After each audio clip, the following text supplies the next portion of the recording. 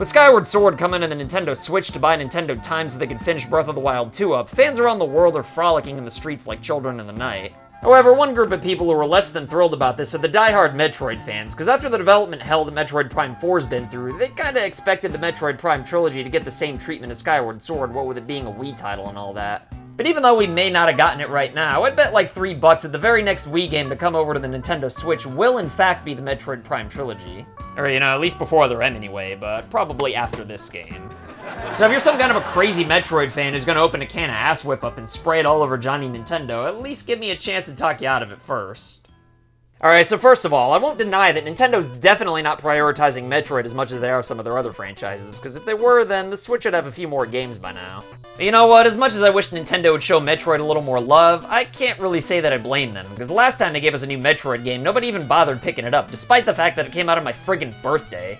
But Cameron, it came out on the 3DS after the Switch was already out. I wanted graphics. Oh yeah, well how much better do you think a 2D Metroid game is really gonna look on the Switch, you wackos?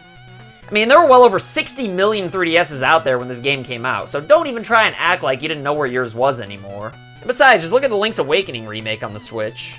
Hell, it wouldn't even surprise me if this game was originally supposed to be on the 3DS, but despite the fact that the graphics weren't mind-blowing, the game still sold out the ass. At least for the kind of game that it was, anyway. And I'll bet you that a lot of people who bought this game still had a 3DS when Samus Returns came out and decided to skip it anyway, and are the same people who were complaining about the lack of Metroid on the Switch. And not only did Metroid so-called fans not buy Samus Returns on the 3DS, but I'll bet that most Wii U owners didn't even buy the Metroid Prime Trilogy on the Wii U's eShop, despite the fact that it was, and still is, only $20 friggin'. I mean, granted, there were only like 38 people who bought a Wii U in the first place, but still though, I highly doubt very many of them bought the Metroid Prime Trilogy. Although there really is no way of knowing, since Nintendo doesn't really give the digital sales numbers out very often. All I know is that I already had the game on the Wii, so, I wasn't gonna buy it again on the Wii U.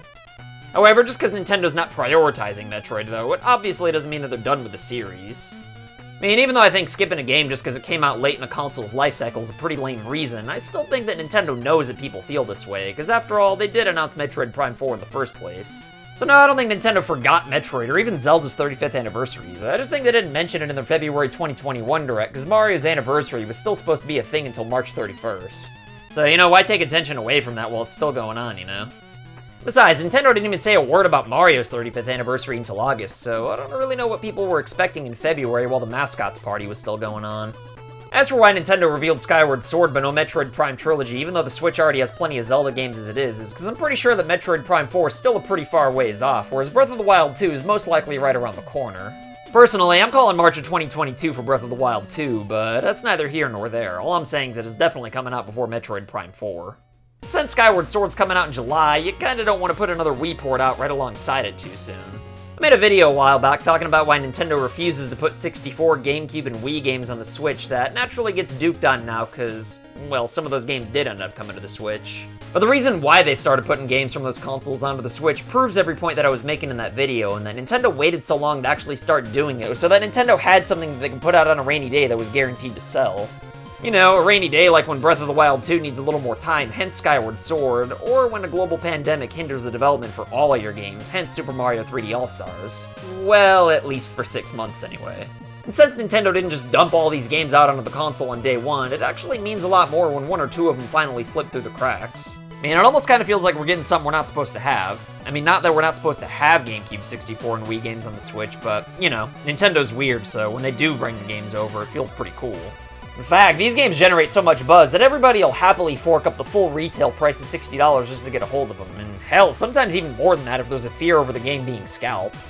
Yeah, a lot of people do complain about $60, but if they end up buying it, then the fact is that they found the game and the price to be irresistible. Personally, I'm probably not going to buy Skyward Sword HD on the Switch, since I already beat the game on the Wii, and I got like 80,000 games in my backlog that I'm trying to get to. But I'm also not going to complain about the game being $60, since at the end of the day, nobody's forcing me to buy it. Besides, at least Nintendo put a little extra work into the game by listening to literally every last concern that I had in my video about the problems of porting it over to the Switch by doing things like giving you the option to play the game with a standard controller. In fact, come to think of it, Metroid Prime 3 did use a lot of motion controls, which would pose a problem for playing the game on the Switch Lite, so Nintendo would have to go the extra mile in providing an option to play the game in handheld mode. Not to mention the fact that making Metroid Primes 1 and 2 compatible with the Joy-Cons rather than the Wii Remote and Nunchuck would take a little bit of work as well. But I mean, that'd probably only take like 5 minutes, and at least those games were already made with a standard controller in mind anyway, so really the only slight hassle would probably be with porting Prime 3. But even though a lot of people find ports of older 3D games on the Switch to be irresistible though, if Nintendo releases them too often, then it won't be as effective. So what that means is that the Metroid Prime Trilogy is going to have to wait a little while longer, especially since everyone's already accepted that Metroid Prime 4 probably ain't coming out till like 2053, whereas pretty much everyone expected Breath of the Wild 2 to come out like 5 minutes ago. Still though, when I think about all the other games in the Wii's library, I can't imagine what would come before the Metroid Prime Trilogy. You know, except for Impact, of course. That is assuming the Metroid Prime 4 is not in development hell anymore, which hopefully it isn't now that Retro Studios is back in the mix. For whatever it's worth, the Metroid Prime Trilogy never even came out in Japan at all, even though they did get the first 2 games separately on the Wii, so it is possible that Nintendo would want to milk it a little more on the Switch. But I don't think even Nintendo would try getting away with charging $60 for each Prime game individually, though. I just figured it was worth mentioning that the Trilogy compilation wasn't necessarily a thing everywhere. As far as when the Trilogy could possibly come out, though, I wouldn't bet my left ass that it won't come out in 2021, but I also wouldn't be surprised if it didn't come out till like February of 2022, though, just like Bowser's Fury did on Mario's anniversary. That way it's spaced out enough from Skyward Sword, and also still within the time window that Nintendo deems it appropriate to celebrate an anniversary. As for what else we might get from Metroid's 35th anniversary, though, who knows, maybe a Game & Watch or something like that. But it really wouldn't surprise me at all to see a new 2D Metroid game in 2021, at least that's what I'm hoping for anyway, even more than the trilogy, believe it or not. But anyway, that's all for now though, so let me know what you think about the Metroid Prime Trilogy coming to the Switch. And if you like this video, then you might also like my video about Atlus West telling me to cut my Persona Q cartridge in half for a download code. You'll excuse me though, I gotta go represent my dad in court because he can't afford a real lawyer. Later.